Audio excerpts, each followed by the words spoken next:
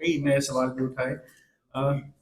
اب ہم اسٹیج کی طرف بڑھتے ہیں اور ہمارے پاس ڈاکٹر عذرا لیاقت صاحبہ موجود ہیں. کچھ ہی دن پہلے ان کی کتاب آئی ہے پاکستانی اردو افسانے میں ترک وطن کا اظہار. تو ان کا پی ایچ ڈی کا مقالہ ہے اور ابھی آتے ہی اس کے حوالے سے گفتگو شروع ہو چکی ہے علمی حلقوں میں. آپ بھی اردو ناول کی معاصر صورتحال اور ان کی کچھ نئے زاویوں کے حوالے سے گفتگو کریں گی. آپ کی بھرپور تعلیم ہے ڈاکٹر عذرا لیاقت. بسم اللہ الرحمن الرحیم. صدر شعبہ اردو اسلامیہ یونیورسٹی، مسند نشین، ناول نگارہ اور معزز اساتذہ کرام اور بہت عزیز طلباء و طالبات، بار دیگر شکر گزار ہوں کہ آپ ہمیشہ اپنے علمی اور ادبی حلقوں میں، مجالس میں مجھے شرکت کا موقع دیتے ہیں. میں یہاں مکالمے کو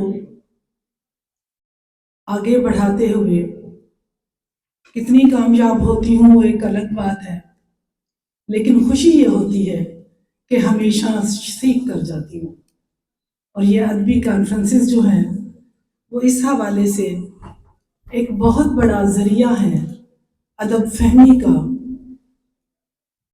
بس صرف ایک گزارش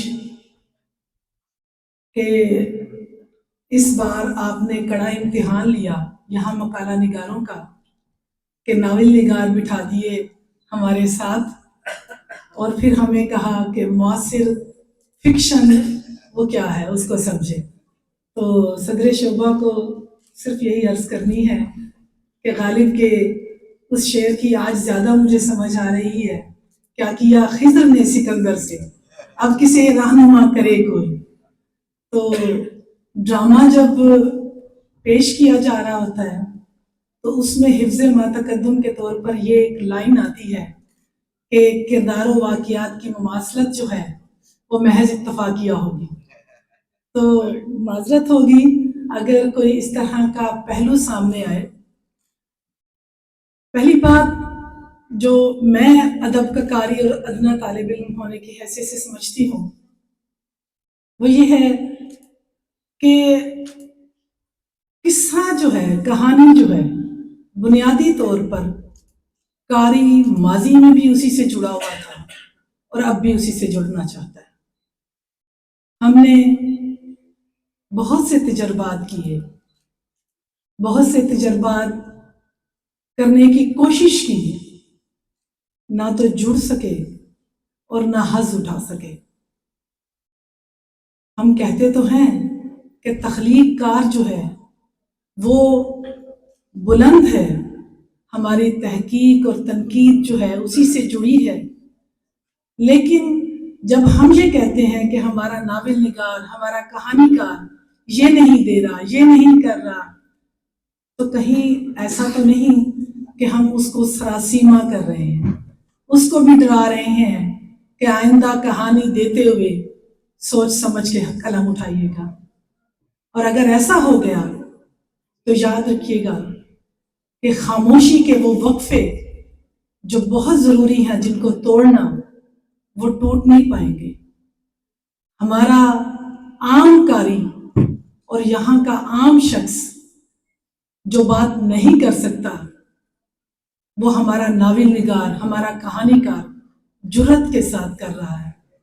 رہی یہ بات کہ اگر ہم انتصاب سے پہلے بھی یہ لکھ دیں کہ جی میں نے فلاں فلاں کتاب سے استفادہ کیا یا اپنی تاریخی کتابوں کو کا استناد یہاں سے ثابت کیا، تو مجھے صرف اتنا بتا دیں کہ کیا باغ کے پہلے صفحے پر یہ لکھ دینے سے کہ محبت کی ایک کہانی وہ محبت کی کہانی رہ جاتی ہے؟ وہ خوف کا جو ایک استعارہ تھا وہ اس نے بے شک اس کے اندر ڈر تھا، لیکن وہ بات اپنی کہانی میں کہہ گیا.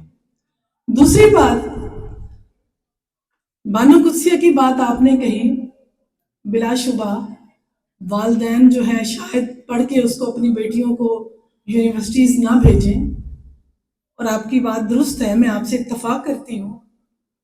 میں جب BA میں پڑھتی تھی تب بھی جب میں نے بانو قدسیہ کا کسی افسانے میں یہ جملہ پڑھا تھا کہ اگر کوئی لڑکی برملا اپنا بھوک کا اظہار کرے تو یہ اس کی اشتہا انگیزی کی علامت ہے. میں ادنا سی قاری تھی اس وقت، مجھے اس وقت بھی غصہ آیا تھا، جلاہٹ طاری ہوئی تھی. تو ناول نگار یا نقاد آپ کی انگلی پکڑ بھی دے تو کوئی فرق نہیں پڑتا، اعتبار کریں اپنے قاری پر، جلد یا بدیر وہ اس پیغام تک پہنچ جائے گا. اور ہم جو کہہ رہے ہیں کہ نقاد کیوں انگلی پکڑ رہا ہے یا ناول نگار کو کیوں بتانا پڑ رہا ہے کہ میرے اس ناول میں یہ ہے، کہیں ایسا تو نہیں ہم جو مدرس تھے، میں معاشرے کے رہنے والے قارئین کی بات نہیں کر رہی، ہم جو اپنے طالب علموں کو تیار کر رہے ہیں، کیا ان تک ہماری بات کنوے ہو رہی ہے؟ کہیں لیک تو نہیں ہو رہا؟ ہمارا بالکل صحیح کہا خالد فیاض صاحب نے کہ ہمارے طالب علم جو ہیں اب شاعری پر کام کرنے سے بھی کتراتے ہیں. ان کو لگتا ہے کہ ہم وہ منطقیں، وہ گرہیں کھول نہیں سکیں گے. ناول میں شاید بتانا آسان ہے، لیکن مجھے یوں لگتا ہے کہ کہیں چیٹ GPT کے دور میں ہم اساتذہ بھی مس فٹ ہو گئے ہیں. ہمارے طالب علم ہماری بات بھی نہیں سننا چاہتے، وہ اپنی مرضی سے کچھ سوچنا، دیکھنا اور سمجھنا چاہتے ہیں. لیکن ایسے میں مجھے یوں لگتا ہے، یا شاید مجھے کہانی سے محبت ہے، ناول سے میرا ایک عشق ہے، تو مجھے یوں لگتا ہے کہ ناول کی یہ جو صدی ہے، بلا شبہ ناول حقیقت کی دنیا سے جوڑ گیا، ہمیں داستان کی دنیا سے نکال کر لایا. مافوق الفطری عناصر اور محیر العقول واقعات کے مقابل ناول نے ہمیں حقائق سمجھنا، دیکھنا اور ان کے کردار و واقعات سے ہم آہنگ ہونا سکھایا. لیکن وہی صدی جس میں ہم نے انسان کی مصروفیت کا بہانہ بنا کر افسانے میں پناہ ڈھونڈی تھی، نہ جانے وہ کہانی کار، وہ افسانہ لکھنے والے کس طرح سے ناول کی طرف مڑ گئے. اگرچہ یہ سوال اپنی جگہ اہم ہے، کیا ناول نگار کو اپنی بقا اسی میں اب نظر آتی ہے کہ قاری کے ساتھ زیادہ وقت بتائے، یا شاید اس کے لیے بھی اب افسانہ لکھنا مشکل ہو گیا ہے، کیونکہ افسانہ آپ سے زیادہ ریاضت مانگتا ہے، زیادہ مشقت مانگتا ہے. لیکن اسی دور میں آپ دیکھیں، جب آپ نے کہا کہ ایک ماں اگر ماں ہے تو وہ عورت بھی ہے، اس کے جذبات و احساسات بھی ہو سکتے ہیں. آپ کو کس نے کہا؟ بلا شبہ اچھے اور برے کا فرق تو ہمیشہ رہے گا، لیکن ہمارا ناول نگار ایسی ماں بھی پیش کر رہا ہے جس کو بیٹے کا افتخار، اس کی شان و شوکت، اس کی ذات کی جو خوبیاں ہیں وہ اس لیے گوارا نہیں ہے کہ اس کو لگتا ہے کہ یہ اس کے تحقق میں ایک رکاوٹ کا باعث بنے گا.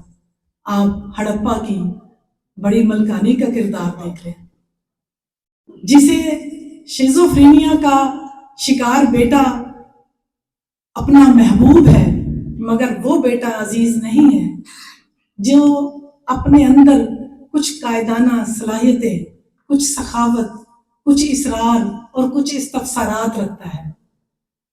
ہماری ماں وہاں خائف ہے، وہ ملکانی پہلے ہے، ماں بعد میں ہے. تو اچھے برے کا فرق رہے گا. بانو قدسیہ کے ساتھ آپ طاہرہ اقبال کو بھی دیکھ لیں، وہ ایک شاندار کردار وہ ہمیں پیش کر رہی ہیں. مجھے تو سمپل یہ ہے کہ ہم تعین پھر بھی کر رہے ہیں کہ ادب کی خدمت ناول نگار کو کرنی ہے، کہانی کار کو کرنی ہے. آپ یہ بھی تو سمجھیں، بے شک گوگل آپ کو بہت کچھ دے رہا ہوگا، لیکن وہ ناول نگار اگر اپنی ایک حظ آفرینی میں چیزوں کو مشاہدے کی بنیاد پر اگر وہ ہمارے ساتھ شیئر کر رہا ہے تو ہو سکتا ہے مجھے بھی کئی بہت سی جگہوں پر وہ آسانیاں فراہم کر رہا ہو، اپنی آسائش میں شریک کر رہا ہو. میں اس حوالے سے کچھ چیزیں ناقدین کی بھی قبول کرتے ہوئے کہتی ہوں کہ ٹھیک ہے، قبول کر لینی چاہیے، وہ بھی ہماری رہنمائی کر رہا ہوتا ہے. اور اس حوالے سے علاقائی تو نہیں کہوں گی کہ یہ مادری زبانوں سے ایک ستیلے پن کا سلوک ہوتا ہے. اگر ہم اپنا مادری زبانوں میں لکھا ہوا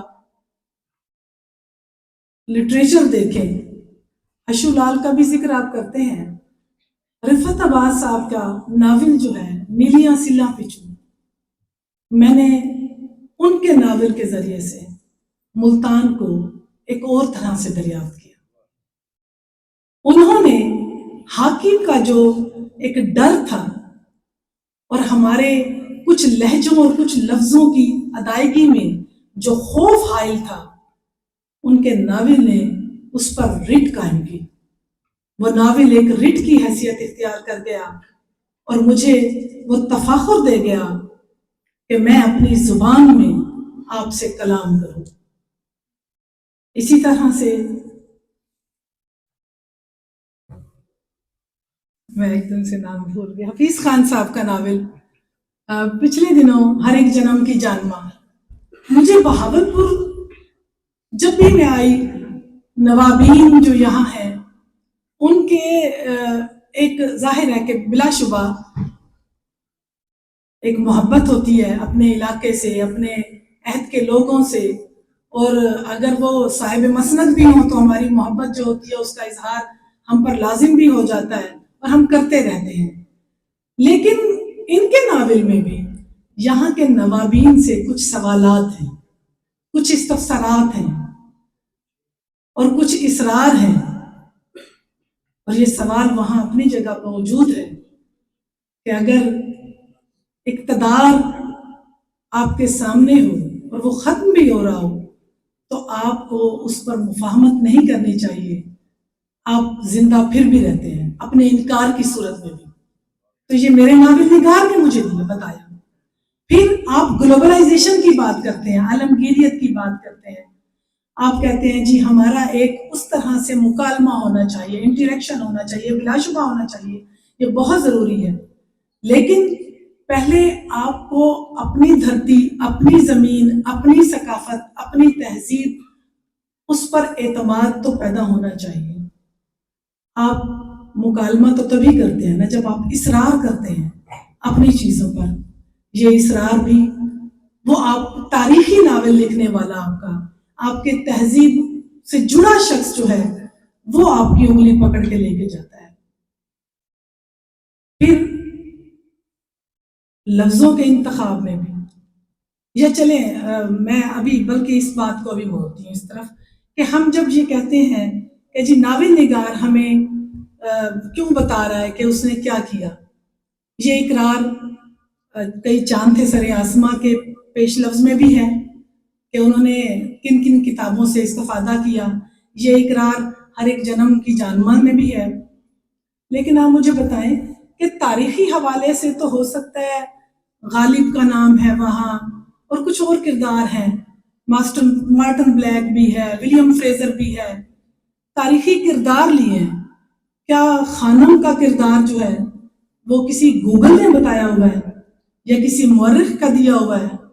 وہ اس کی اپنی ایک وہ فکشن رائٹر جو ہے وہ ابھر کے سامنے آ رہا ہے، وہ اس کی انفرادیت کو منوا رہا ہے، وہ بتا رہا ہے کہ کس طریقے سے وہ جو کردار ہے اس کا وزیر خانم، وہ اپنی حمیت کے ساتھ، جرت کے ساتھ ایک سسٹم کا حصہ ہوتے ہوئے بھی ایک انکار کی اپنے اندر جرت رکھتا ہے.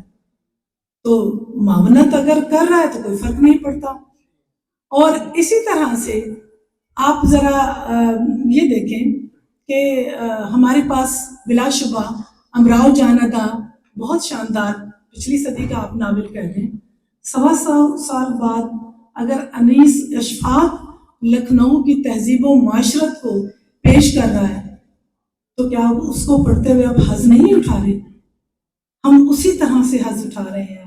ویسے ہی محل سرائے ہیں، امام باڑے ہیں، سیر گاہیں ہیں، جو یعنی حظ آفرینی بھی ایک قدر کی حیثیت رکھتی ہے جس کو ہم شاید گنوانا چاہتے ہیں. اس میں اگر پل کا کام دے رہا ہے نقاد تو کوئی فرق نہیں پڑتا, ٹھیک ہے وہ بھی آ جائے ہم کریں. لیکن اصل چیز جو ہے وہ یہ ہے کہ ہم قصے کے ساتھ جڑنا چاہتے ہیں. اس حوالے سے میری تھوڑی سی ایک گزارش, ہمیشہ کہا جاتا ہے کہ مورخ کی خالی چھوڑی ہوئی جو جگہ ہے وہ اس کو فکشن رائٹر پر کرتا ہے. مجھے تھوڑی سی یہاں بھی اب مجھے بھی نقاد بننے دیں کہ فکشن رائٹر کو تھوڑا سا اعتبار کر لینا چاہیے قاری پر بھی, کہ وہ سپاٹ بیانیاں نہ دے, اسٹریٹ بات نہ کرے, وہ ہم پر بھی اعتبار کرے. کچھ چیزوں سے کہانیاں ہم اخذ کر لیں گے, کچھ باتیں ہماری سمجھ میں ویسے خود ہی آ جائیں گی. تو اس حوالے سے بات تھی. اور چند چیزیں اور میں آپ کے کرنا چاہ رہی ہوں. ویسے تو مشرف علم ذوقی صاحب کا بھی نام جو ہے عام طور پر, چونکہ صحافت سے بھی جو لوگ وابستہ رہتے ہیں ان کا المیہ یہ ہوتا ہے کہ وہ کھول کر بات بیان کرنا چاہتے ہیں, اور اس میں جو ہے وہ ناول کی کہانی ایک کوہرے پن کی شکار ہو جاتی ہے. لیکن جو اچھوتے موضوعات ہوتے ہیں یہ بھی آپ کو ناول نگار دے کے جاتا ہے. مثلا آپ جس طرح کا ایک ریپ کی قصہ آپ سنا رہے تھے, مشرف علم ذوقی اسی جدید عہد کے جو المیے ہیں اس کو اپنی پرانی تہذیب کے ساتھ, قدروں کے ساتھ جب جوڑ کے ہمارے سامنے پیش کرتا ہے پوکیمان کی دنیا میں, یا لیسانس بھی آہستہ جس میں ہم نے اپنے چیٹ رومز جو ہیں ہم اس میں موجود ہیں, ہم اپیرنٹلی کچھ اور ہیں, ہمارے اندر کئی اور بھی تعلقات اور مراسم کی صورتیں ہیں جو کبھی شاید میسنجر میں چھپ جاتی ہیں اور کبھی وہ چیٹ رومز میں جہاں ہم اپنی شناخت کھو دیتے ہیں. لیکن وہ آپ کا مکالمہ اس لیے کر رہا ہے کہ ان تہذیبی قدروں سے جڑیں جو آپ کی اپنی بھی تھی, جو آپ کو عزیز ہونی چاہیے. ایک اسی لیے شاید وہ ٹیکنالوجی سے وہ خائف بھی نظر آتے ہیں, اور وہ کہتے ہیں کہ جسٹس کی کہانی ہے جو تعین نہیں کر پا رہا کہ اولاد یا کی تربیت میں والدین کا قصور ہے, خود اولاد جو ہے وہ بے راہ روی کا شکار ہے, یا ٹیکنالوجی جو ہم نے ان کے ہاتھ میں دے دیے گیجٹس کی صورت میں. تو اس میں پھر آخر میں وہ نتیجہ یہ نکالتا ہے کہ ان گیجٹس کو, ان کمپیوٹرز کو, ان لیپ ٹاپس کو, ان کو ہینگ کر دیں, اور وہ ہینگ بھی کہتا ہے کہ اس وقت تک کریں ٹل ڈیتھ جب اس کی ہونا چاہے. تو ایک نیا مکالمہ ہے, ہم سروائیو بھی کر سکتے ہیں اس کے بغیر کہ نہیں کر سکتے, وہ ایک علیحدہ بحث ہے. لیکن بہرحال وہ ایک پل کا کام دے رہا ہے آپ کی پرانی تہذیب اقدار کے ساتھ جڑنے کی بھی اور نئے حوالے سے بھی. تو میرا سمپل سا صرف یہ کہنا تھا کہ کہانی کار جو ہے وہ اگر ہمیں اپنے تجربے میں, حظ آفرینی میں, علم کی سطح پر, مشاہدے کی بنیاد پر, اپنے علاقے سے جڑت کے حوالے سے, اپنی ذات کے حوالے سے, اس کے اندر جو انکشافات ہیں اس کے حوالے سے اگر ہمیں کچھ فراہم کر رہا ہے کہانی کی صورت میں, قصے کی صورت میں, تو یہ ان کا احسان ہے, کیونکہ ہماری ساری تحقیق و تنقید کی کسی حد تک معذرت کے ساتھ دکانداری انہی کے فراہم کردہ ادب کی بنیاد پر ہے. اور مجھے معلوم ہے کہ یہ کتنا مشکل ہے. میں نے اکتوبر میں ایک صرف آخری بات ان کا پڑھا تھا ایک جملہ نور اللہ شاہ کا, تب مجھے احساس ہوا کہ تخلیق کا خود کتنے کرب میں ہوتا ہے. انہوں نے لکھا تھا کہ مجھے تو علم ہی نہیں تھا کہ ناول کی تخلیق آپ کو زندگی سے یوں کاٹ کر رکھ دیتی ہے. ناول تخلیق کرنے والا وہ سارے دکھ اپنے اوپر سہتا ہے. تو یہ کوئی آسان کام نہیں ہے. کھال کھچتی ہے, کٹتی ہے گردن, عشق کرنا تماشا نہیں ہے. ان کے عشق کی جو ایک سرشاری ہے, ہمیں بھی اگر وہ اس میں شریک کرتے رہیں تو ہم ان کے شکر گزار ہیں. بہت شکریہ. بہت شکریہ.